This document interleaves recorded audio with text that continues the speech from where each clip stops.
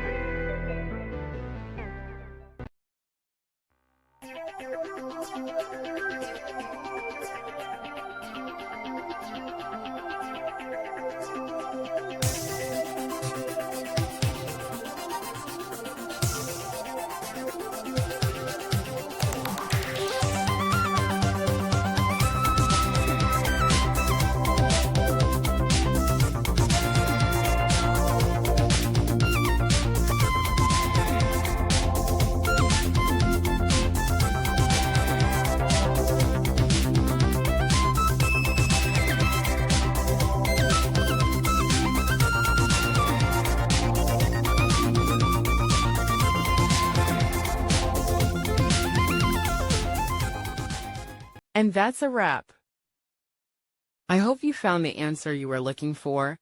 If you did, take a second to hit that subscribe button. It really helps out. And let me know in the comments which solution worked best for you. See you next time in the debug zone.